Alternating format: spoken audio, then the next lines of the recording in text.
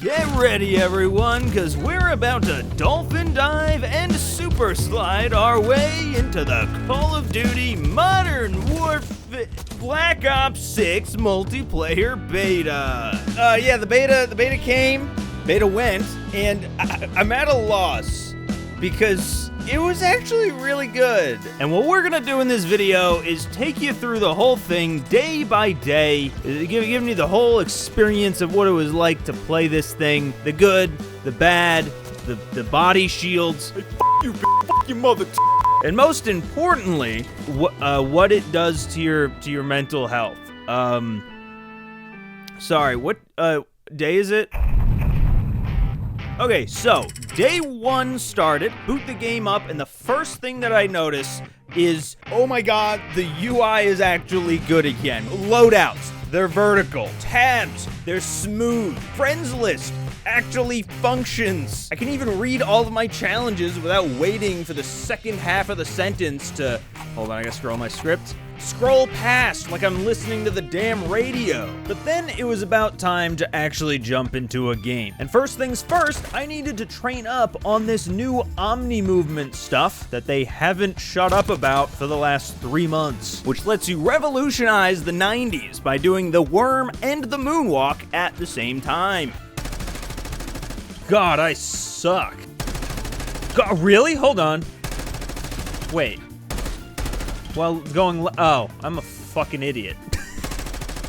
What? And I'm not gonna lie, I was really worried after the first game or two, because everything just felt a little off to me. The controls were floaty. It felt like I was missing a bolt and my sticks were loose or something. But by the time that game 3 rolled around, it actually started to grow on me. The best way that I can describe it is that COD has always had a certain feel at its core. And whether jetpacks or slide canceling was added on top of it, COD has always felt like COD at its core. But now, I think that Omnimovement may have changed that core. And that's not a bad thing, it's just something that I've noticed. The game just plays differently than any other COD, you know, on the sticks. However, diving was a bit obnoxious, at least on that first day, with everyone and their mother just dolphin diving around corners and into gunfights, sampling the new item on the menu.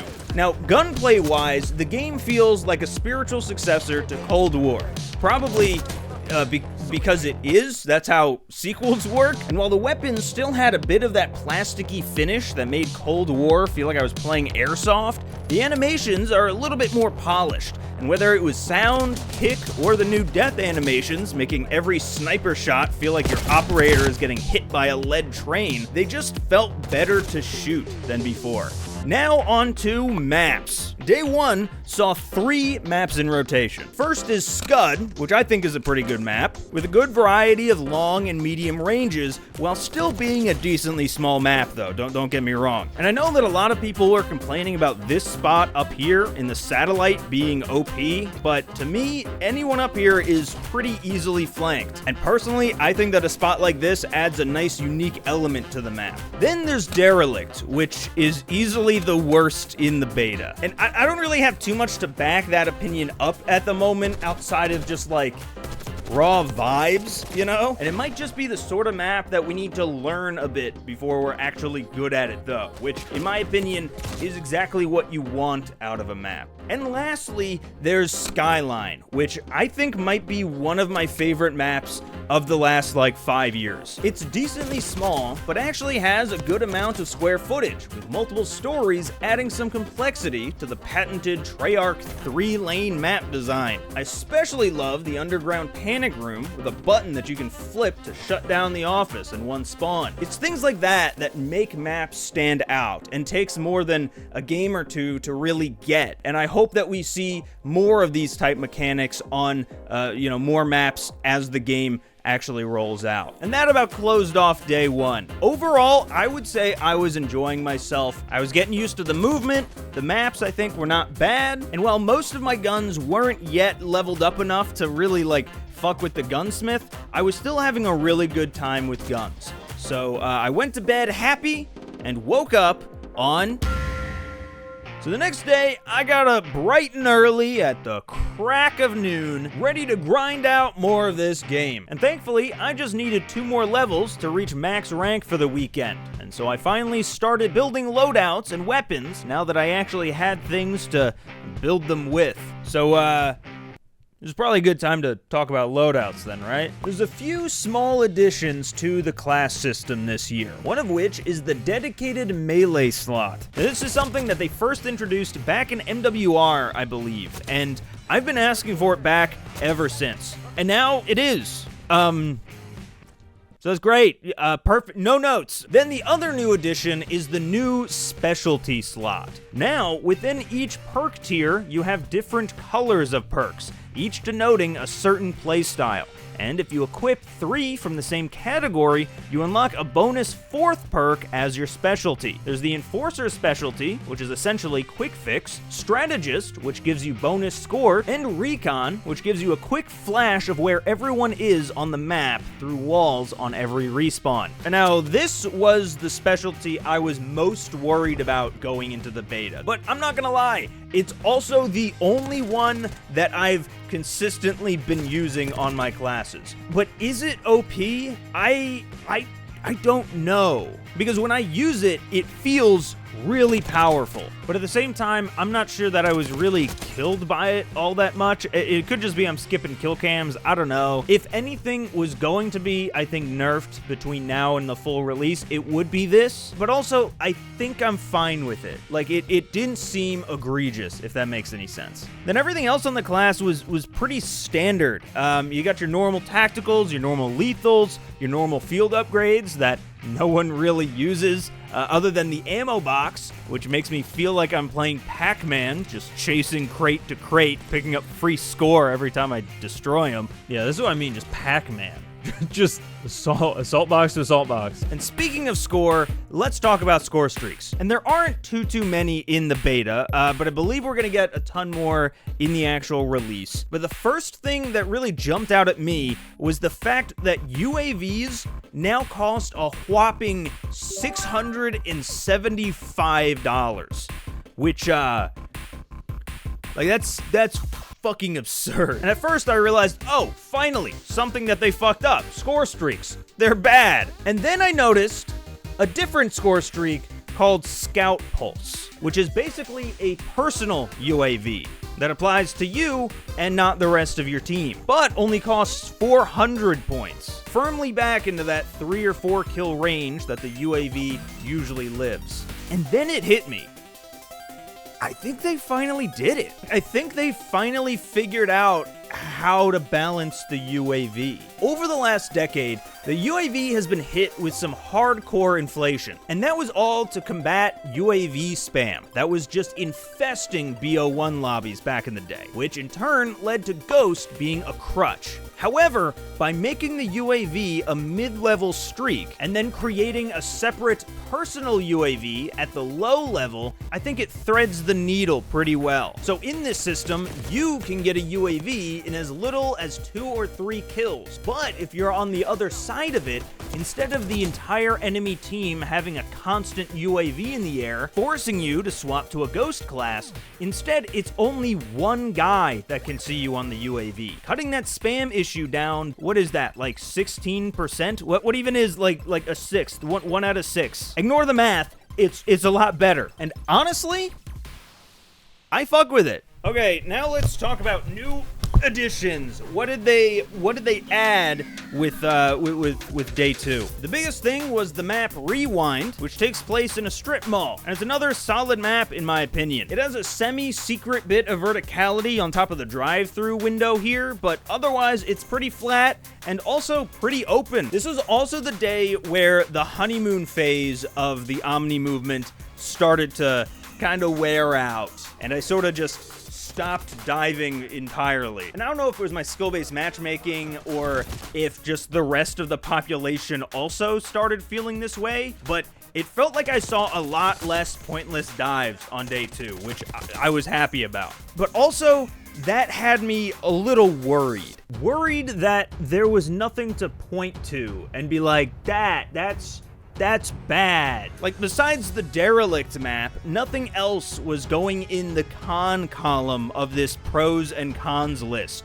And that felt just weird. Like, what do I do? And off that realization, I reached out to a bunch of my old COD buddies, and we partied up in multiplayer for the first time since like 2017 to try out the newly added mode Kill Order. And if you haven't tried it, it plays just like a normal TDM, except each team will get a randomly designated HVT, and you need to protect yours while killing the enemies. Meanwhile, the HVT gets free armor, a blackbird, and can be revived. And this kind of touches on something I've been talking about a lot on stream lately, and that's that TDM just doesn't do it for me anymore. Like, if I'm having a bad time in a game, 9 times out of 10, I look down and I notice we're playing Team Deathmatch. And I don't know if it's my TikTok brain or what, but I need something to focus on, some kind of an objective.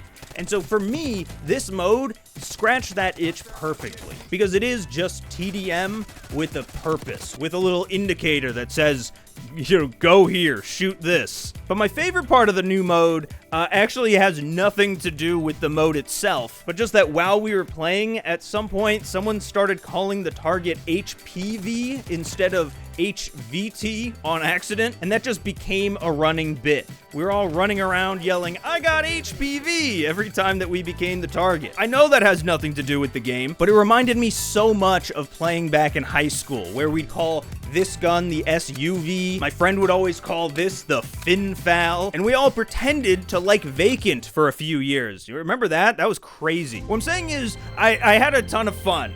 Childish fun, for sure, but isn't that why we play games in the first place? Isn't that what we want? To feel like a child again? You know, just pretend for a little bit that human adult problems aren't a thing, and just go back to a time when you were like 13, not a care in the world.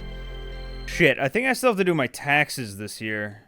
Then day 3 rolled around, and if I'm honest, I didn't play too much on day 3. Mostly because nothing new is added, and after being up until 3 a.m. getting HPV with the boys the night before, I was exhausted, and actually had to sit down and start writing this very video. But there is one thing that I haven't talked about yet, and that's the Gunsmith. First of all, I'm just gonna say the UI, again, makes this game just feels so much better. The fact that when you look for an attachment, they show up vertically, and they're all named something simple like suppressor, compensator, muzzle brake, instead of being called like Schlong Long Compensate for 2016. Like, other than that, it's the same basic system. You have 5 attachments that you can put on, and what I like is that while optic unlocks are shared like across weapon classes, the other attachments aren't. So that means that there's way less of them. You can see here there's only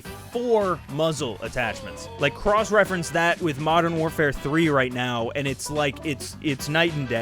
There's also a ton less cons here, which is another thing that I've talked about a ton. Although there's no cons listed when there really should be cons. For instance, on the suppressor, it just says pro, no minimap fire ping, but surely your range is being stifled with, right? And similarly, rapid fire is just fire rate under pro, but there's no con of, you know, additional recoil. And I think genuinely in-game, I think they operate that way, but they're just not listed. So that's something that I hope is just kind of like a bug for right now, and that closer to launch, they're gonna refine and actually get all that stuff in there, but it is something that I noticed. Other than that, though, it feels clean. It feels like I can actually use it. I don't have to look up a TikTok to figure out what my goddamn XM4 should be like. They legitimately, in my opinion, took a lot of the criticisms that I had, and they addressed almost everything. So I have no complaints. What's going on? And that was about the time that worry from before started to become a full-blown irk.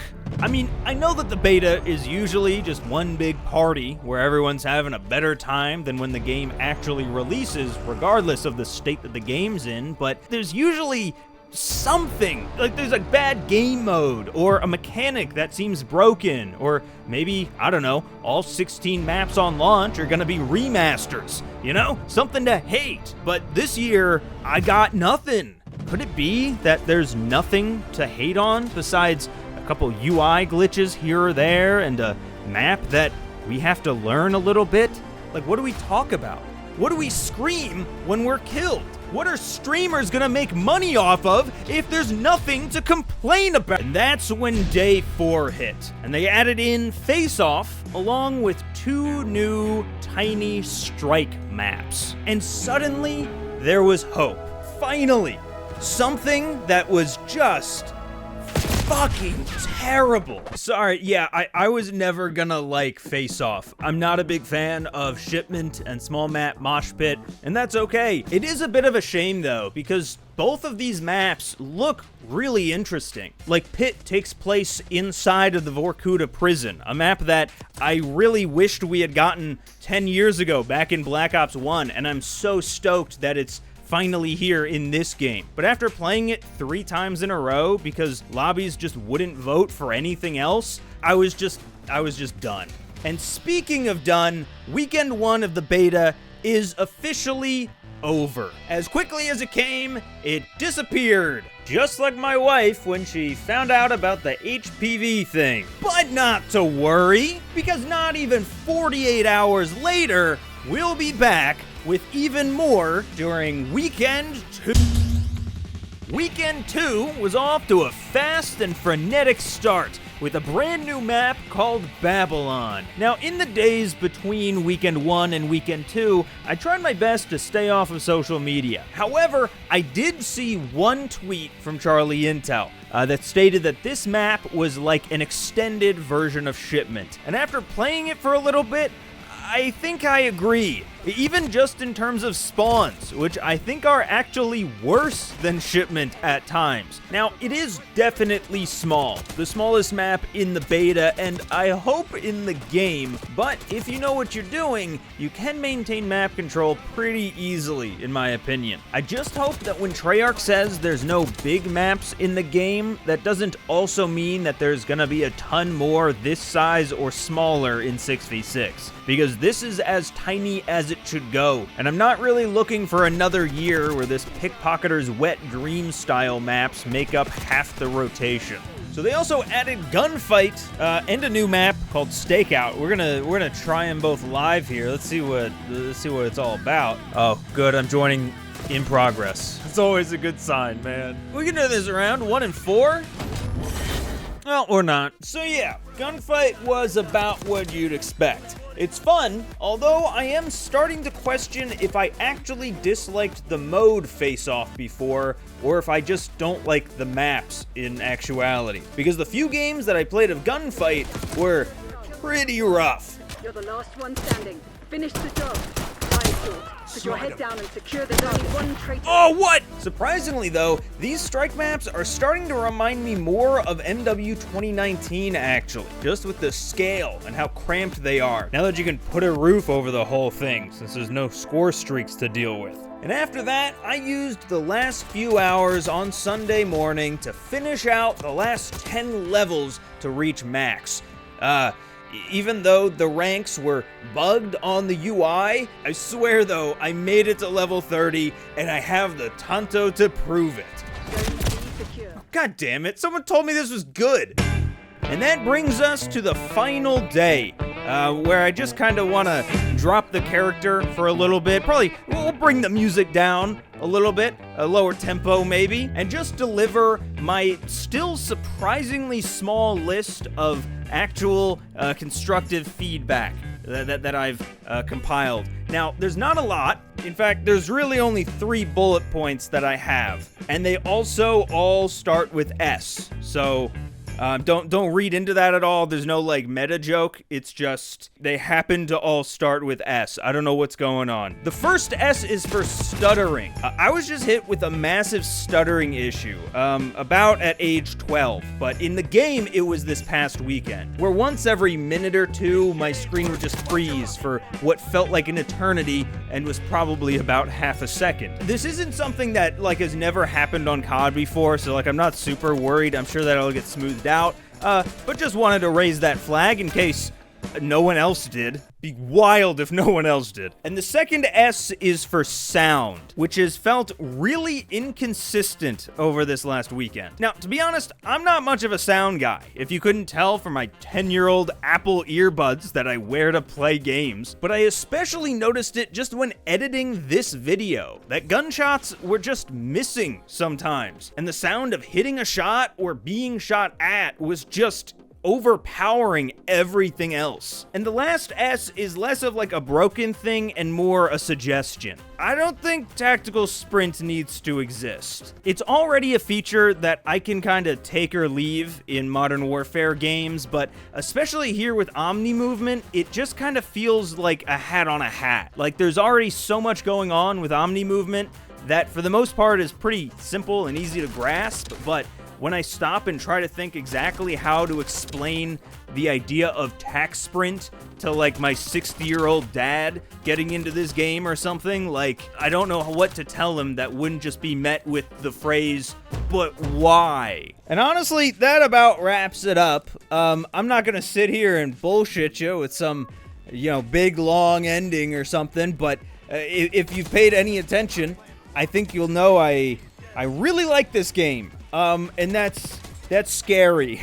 But again, I've stayed off the internet. I don't know. This right now is more of like a time capsule. I might not even post to this. I just want to put this on my hard drive somewhere saying like open in 6 months for 2 reasons. One, because I have a feeling I'm going to check Reddit after this and it's going to be nothing but people complaining about everything. And 2, because I know Call of Duty, and I know 6 months from now, this game is going to be unrecognizable. That sucks, but we know it's coming. We can mentally prepare for it. Pray not for easier lives. Pray to be stronger men or something like that. What did you guys think? Let me know. Quick shout out to all of our channel members. They'll be listed right about here. Especially the coolest and the raddest and the blackest operation soldiers, Gordorokos, Unicy, Helljumper, and Shane M.